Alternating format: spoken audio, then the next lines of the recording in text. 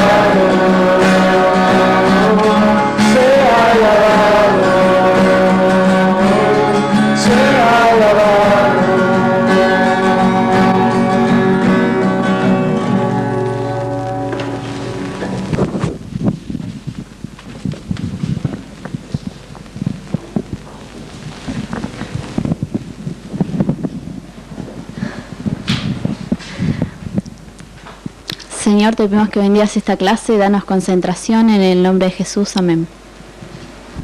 Amén. Se pueden sentar. La voz de la persona invisible. Ella piensa que es invisible, quiere ser invisible. No la dejo. Romanos capítulo 1.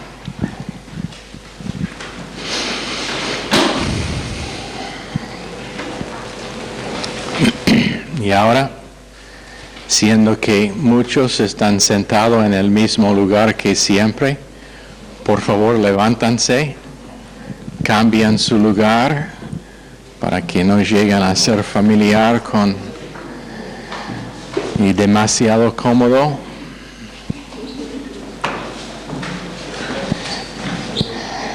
Edgardo, Wilfredo, Flavia, Teresa, todos tienen que mudarse.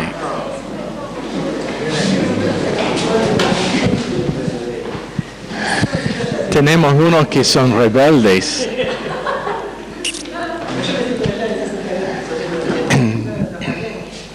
También hay tiempo para...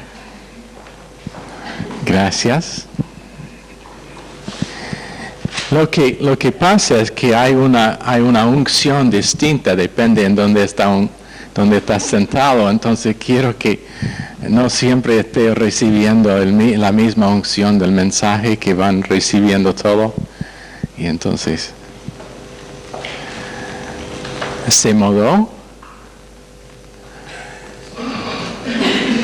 Pero nosotros siempre nos sentamos ya. Oh.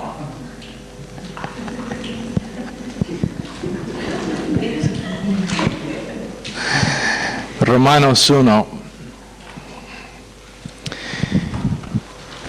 Este evangelio, verso 3, habla de su hijo, que según la naturaleza humana era descendiente de David, pero que según el Espíritu de Santidad fue designado, y nosotros decimos declarado, con poder Hijo de Dios por la resurrección. Verso 3.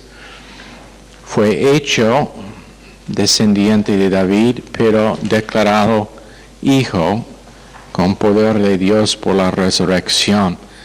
Quiero empezar, como dije la semana pasada, con versos 3 y 4, que son una de las varias pruebas que tenemos en las Escrituras, varias evidencias de que el nacimiento de virgen es una realidad. Más y más hay grupos y detractores que dicen que por causa de que solamente está mencionado en 2 de los evangelios que no es confiable la doctrina del nacimiento de virgen, cuando debe ser algo tan importante, y dicen que debe estar hablado en más lugares. Bueno, la verdad es que está en otros lugares, muchos otros lugares. Por ejemplo, Génesis capítulo 3, que hemos mencionado, que mencionábamos en la semana pasada. Génesis 3:15, pondré enemistad entre ti y la mujer, y entre tu simiente y la simiente suya. Esta te herirá en la cabeza y tú le herirás en el calcañar. Ahora, si Dios dijo que el Redentor que iba a venir sería simiente de la mujer, pero no simiente del hombre, significa que tendría que estar nacido de una virgen. Eso no es el único lugar. Isaías 7:14. Por tanto, el Señor mismo os dará señal. He aquí que la virgen concebirá y dará a luz un hijo y llamará su nombre Emmanuel. Esa profecía fue cumplido en Mateo 1:23, donde el nombre de Jesús es Emmanuel, que significa Dios con nosotros. Entonces, tenemos allá una evidencia. Pero una de las pruebas más fuertes está encontrado en las 2 genealogías mismos, y esta es la razón. Tiene que seguir la sabiduría y el genio de Dios. Si Dios da en la Biblia una prueba de algo en tal forma que es incontradecible, no tiene que dar más evidencia, o no tiene que mencionar el asunto otra vez. ¿Lo entienden? Bueno, probablemente una de las pruebas más fuertes del nacimiento de virgen se encuentra en las 2 genealogías, primero en Mateo 1, el segundo en Lucas capítulo 3. Y vamos a ver esta noche, si Dios quiere,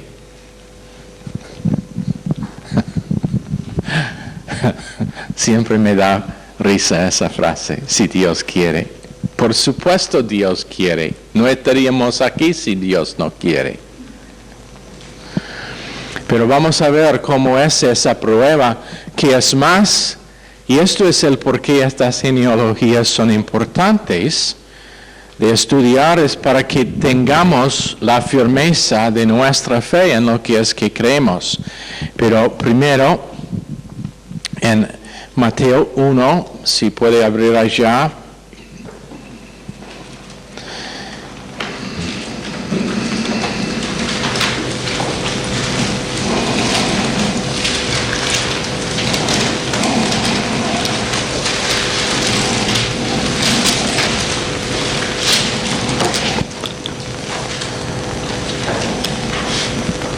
Odio esta Biblia con las páginas finitas.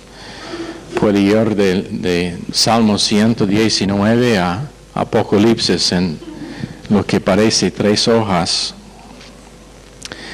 Pero ¿quién tiene una buena voz para leer?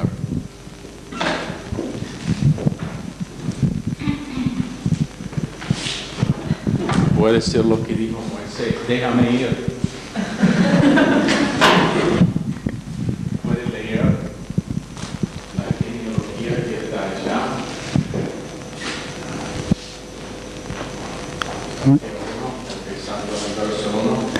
Libro de la genealogía de Jesucristo, hijo de David, hijo de Abraham. Abraham engendró a Isaac, Isaac a Jacob, y Jacob a Judá y a sus hermanos. Judá engendró a Tamar, a Fares y a Sara. Fares a Esrom, y Esrom a Aram. Aram engendró a Aminadab, Aminadab a Naasón, y Naasón a Salmón. Salmón engendró a Rahab a Boz, Boz engendró de Ruth a Obed, y Obed a Isaí. Isaí engendró al rey David, y el rey David engendró a Salomón, de la que fue mujer de Urías. Salomón engendró a Roboam, Roboam a Abías, y Abías a Asa.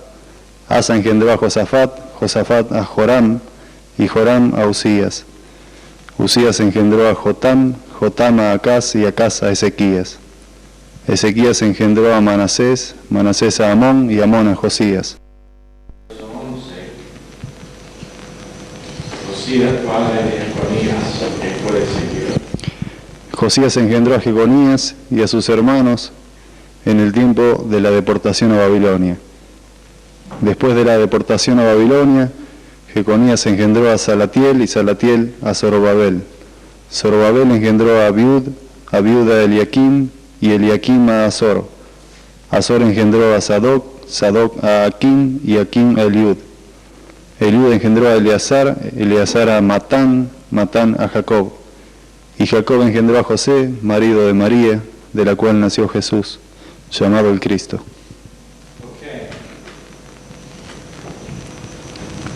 Eso es Mateo. Ahora en Lucas capítulo 3. ¿Quién quiere leer?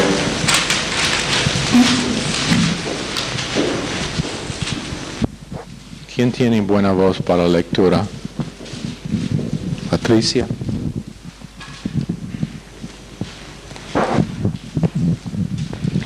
Jesús mismo, al comenzar su ministerio, era como de 30 años, hijo, según se creía, de José, hijo de Elí, hijo de Matat, hijo de Leví, hijo de Melqui, hijo de Jana, hijo de José, hijo de Matatías, hijo de Amós, hijo de Nahum, hijo de Esli, hijo de Nagai, hijo de Maat, hijo de Matatías, hijo de Semei, hijo de José, hijo de Judá, hijo de Joana, hijo de Resa, hijo de Zorobabel, hijo de Salatiel, hijo de Neri, hijo de Melqui, hijo de Adi, hijo de Cosam, hijo de Elmodam, hijo de hijo de Josué, hijo de Eliezer, hijo de Jorim, hijo de Matat, hijo de Leví, hijo de Simeón, hijo de Judá, hijo de José, hijo de Jonán, hijo de Eliakim,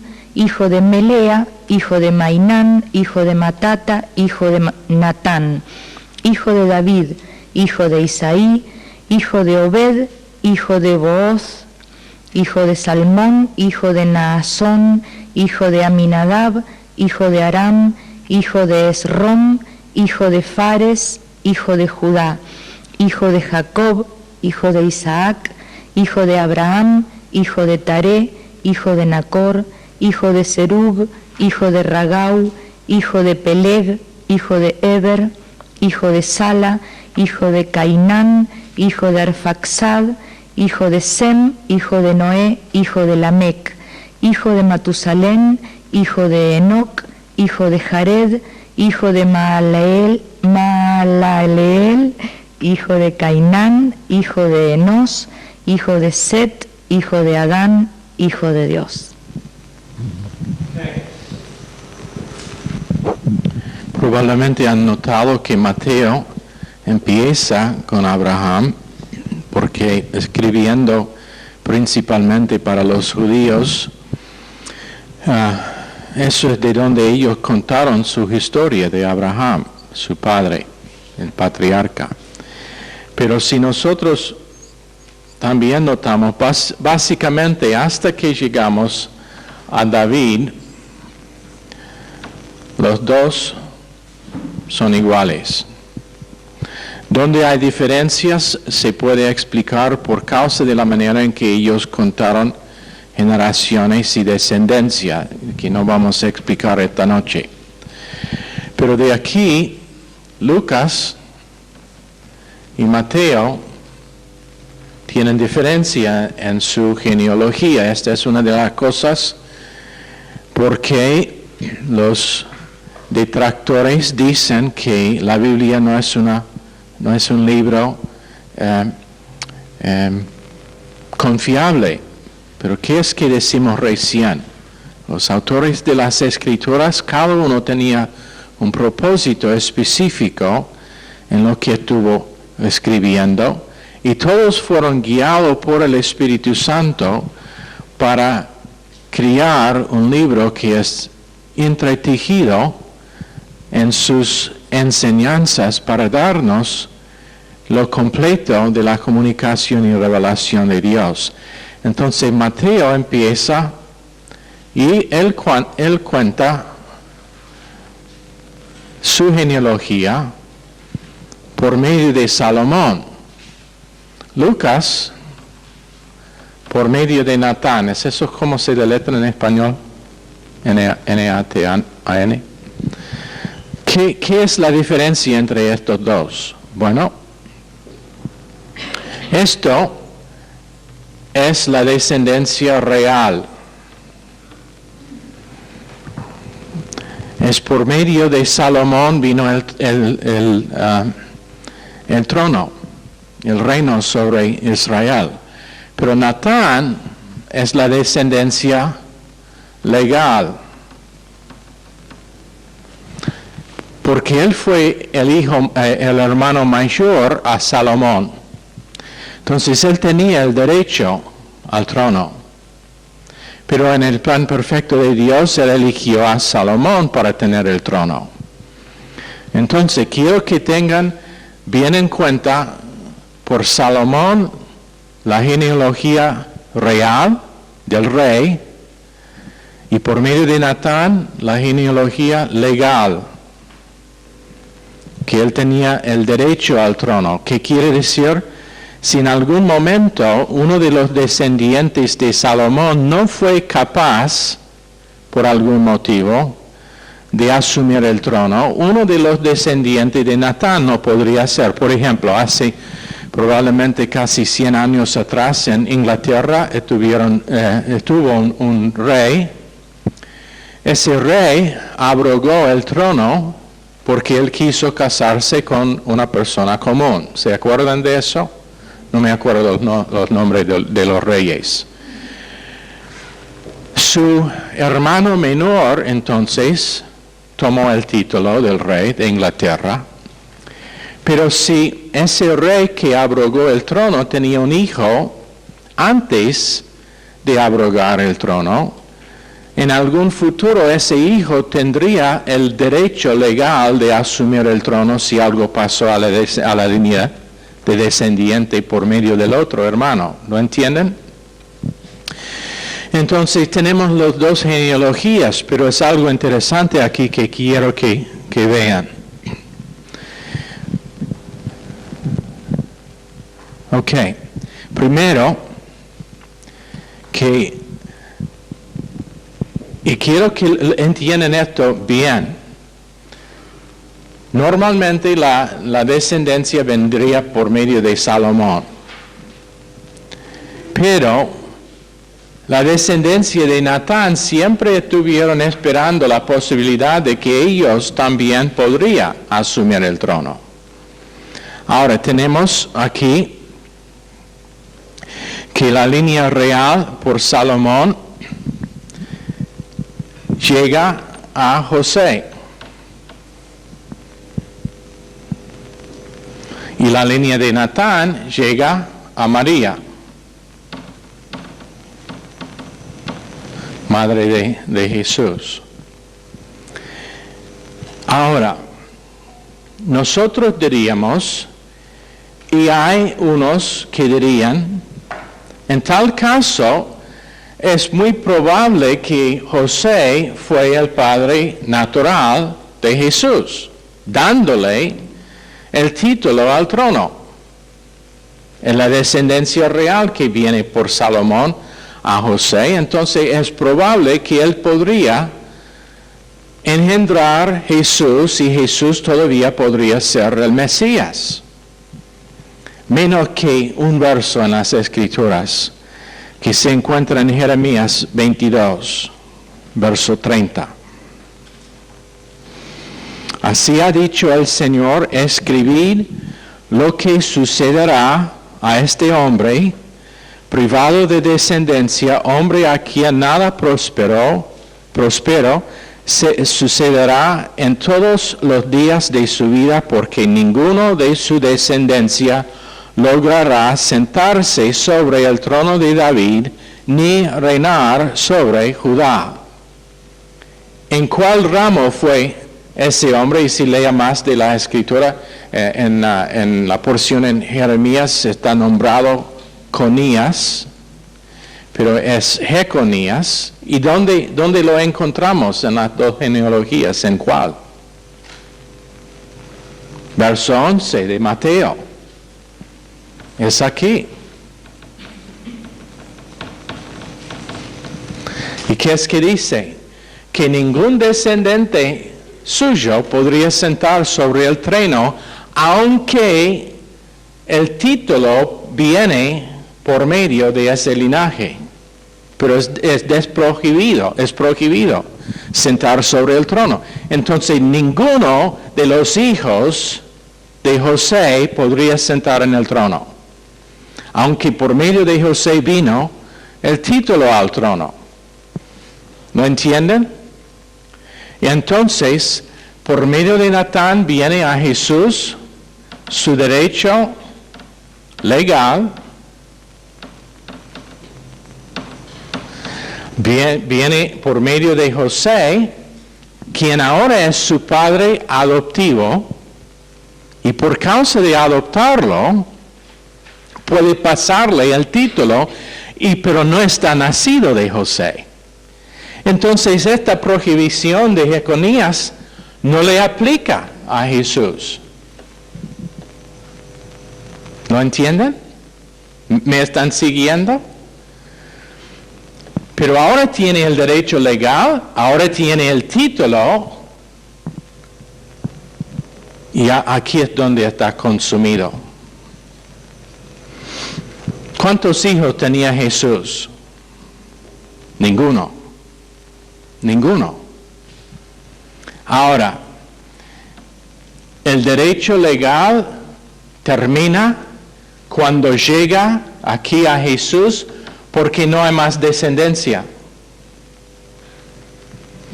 El título termina aquí con Jesús, porque ninguno de los hijos naturales de José podría tener ese título, porque tenían un hermano mayor que había asumido el trono. ¿Lo entienden? Entonces, en ambas genealogías tenemos el respaldo más fuerte para Jesús siendo nacido de una virgen. Si José fue su padre natural, estaría prohibido, desaprobado de tener el título al trono. Pero sabemos de lo que sigue en este transcurso en Romanos, que es ese hombre. Entonces tiene que sí o sí estar nacido de virgen. Ahora uno dice, pero ya sabemos eso, ya creíamos esto. Márquenlo bien, los tiempos en que estamos viviendo son peligrosos. Y en algún momento va a estar desafiado por alguien que conoce las Escrituras, pero no conoce al Señor. Entonces, va a manejar las Escrituras en una manera que te va a confundir si no conoce cómo pasó esto y cómo fue en la mente de Dios para terminar todo. No hay ningún otro hombre después de Jesús que es posible que podría tener el trono de Israel. El único que podría tomar el trono es Jesús. Se terminó ambos linajes con Jesús. No hay más que puedan tener ese derecho. Entonces, Jeconías desprohibido, pero el título sigue pasando por él. Natán, línea legal. Entonces Jesús es elegible para sentar en el trono. La línea que tenía una maldición produjo José. Pero exhaustir, ¿es una palabra? ¿Qué es la palabra to exhaust? ¿Ah? ¿Qué quiere decir? Como hacer exhausto. Exhausto. Qué idioma fea. Bueno, pero termina en ambos casos allá con José y con María, siendo que Jesús no tenía hijos y los otros hijos de José fueron desprohibidos de reinar por causa de la maldición. El título real no tenía otro que Jesús. Fin de las genealogías con respecto al trono de Israel. Entonces, imposible que Jesús sea nacido de otro que una virgen, y es imposible que Él sea otro que el rey de Israel. Ahora, en verso 4 de Romanos.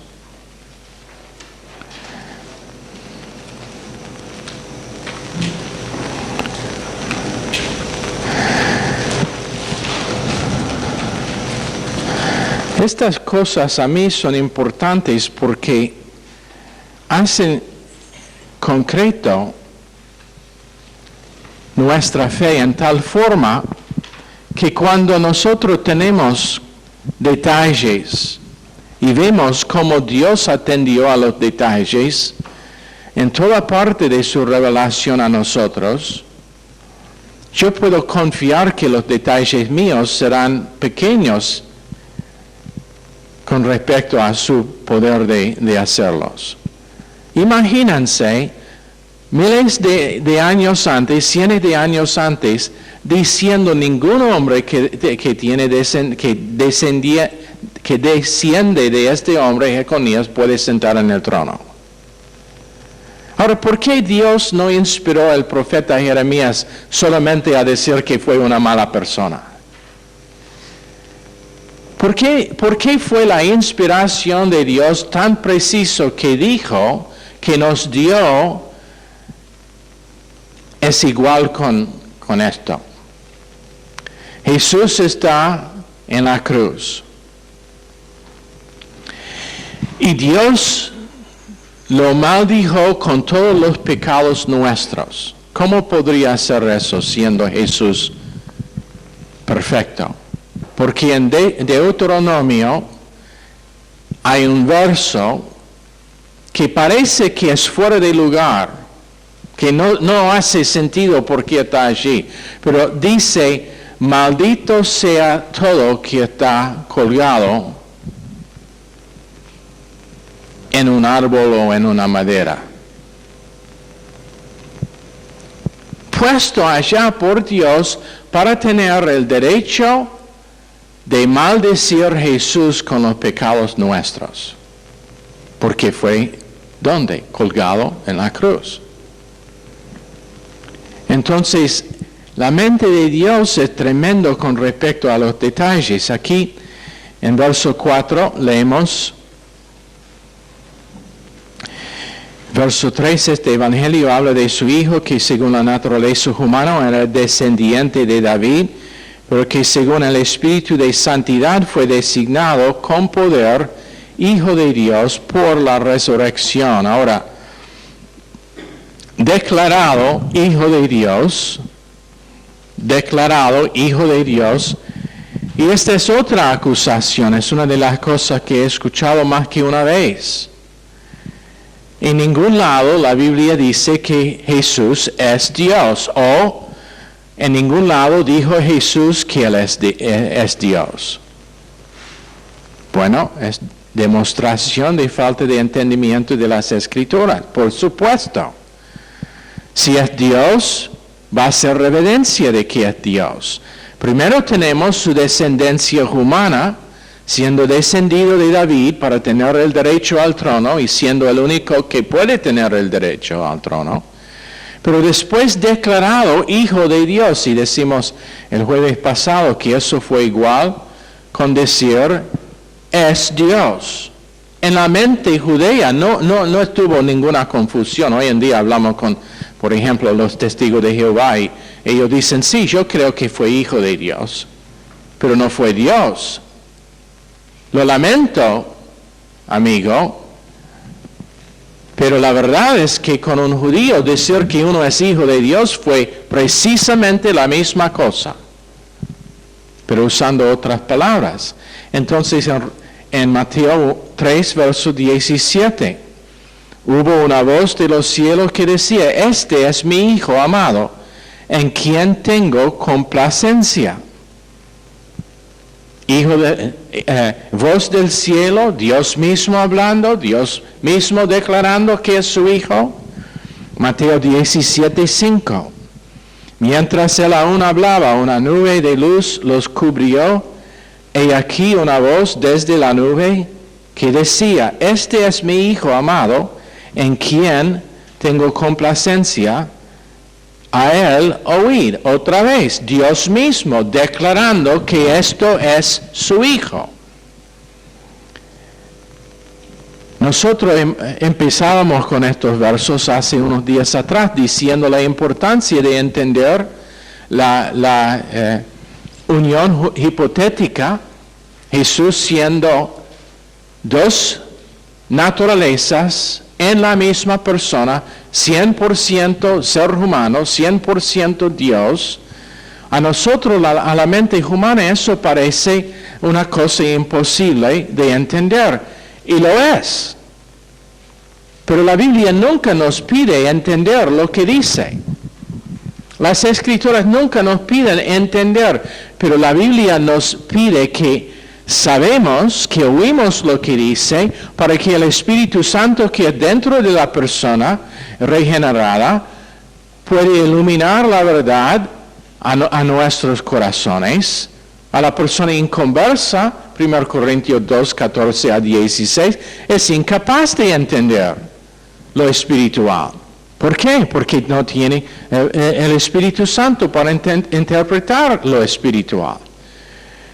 Pero a nosotros, ¿qué es tan difícil creer que Dios podría poner en un mismo ser dos naturalezas, uno de Dios y uno de hombre,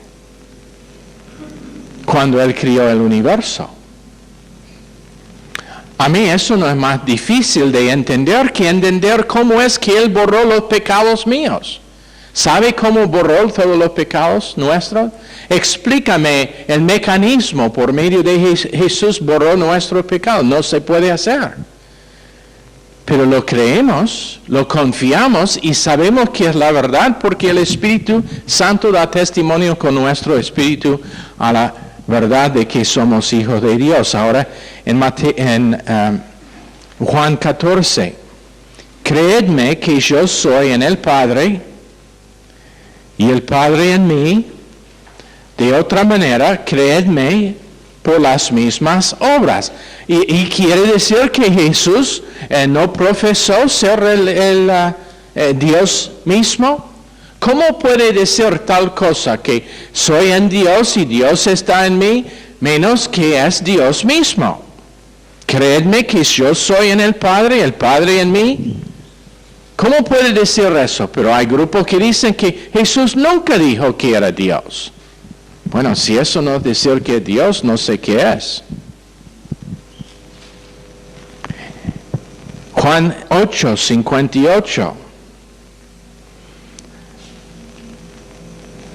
Jesús les dijo, de cierto os digo, antes que Abraham fuese, yo soy. Y usó exactamente las mismas palabras que usó Dios cuando habló con Moisés en Éxodo 3:14 para decirle, cuando ellos te preguntan en la autoridad de quién has venido, decirle que yo soy te envió. Pero anota lo que dice el verso siguiente, verso 59. Tomaron entonces piedras para arrojárselas. Pero Jesús se escondió y salió del templo y atravesando por el medio de ellos se fue. Ahora, ¿por qué tomaron piedra para apedrearlo? Por causa de que él dijo en un lenguaje que ellos entendieron, aun si a nosotros no es tan claro, a ellos fue perfectamente claro. Estuvo diciendo, yo soy el mismo Dios que habló a su patriarca Moisés. Ese es mi nombre, yo soy. Entonces, tenemos ambas cosas, dado pruebas en las Escrituras por Dios, la naturaleza humana, la naturaleza divina. En Juan 20, verso 28, entonces Tomás respondió y le dijo, Señor mío y Dios mío. Y Jesús no le reprendió. Cada vez en las Escrituras donde una criatura, sea hombre o sea ángel, fue adorado como Dios, esa criatura siempre reprendió a la persona que lo hizo. Los ángeles en Apocalipsis, en Josué capítulo 6, en Jueces capítulo 6, Gedeón con el ángel que descendió,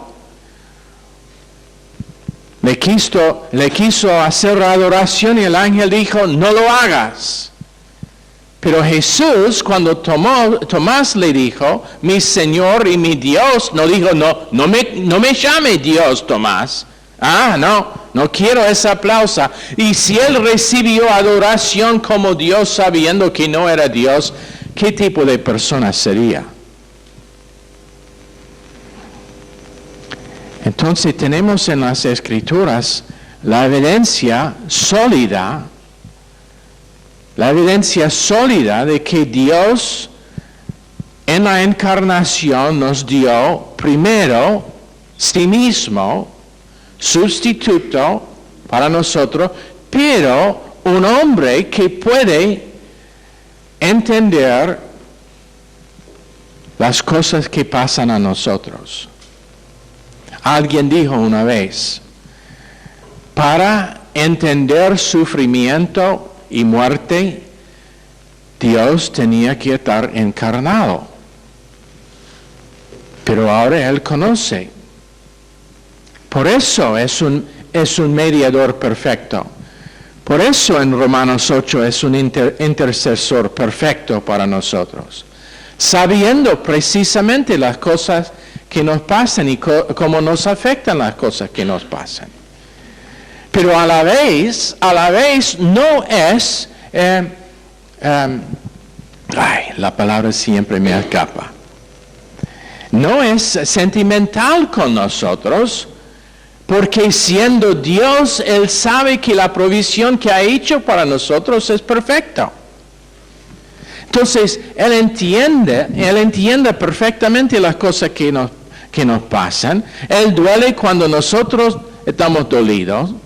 Cuando nosotros sufrimos, Él sufre, pero a su vez tiene una provisión que es perfecta, que es su persona misma. Nacido hombre, declarado Dios en las Escrituras por Dios, para que sepamos la naturaleza del Salvador que tenemos. Y ahí vamos a parar. Y mañana vamos a seguir con la resurrección. Señor, bendice estas palabras a nuestros corazones esta noche. En el nombre precioso de Jesús pedimos. Amén. Están despedidos.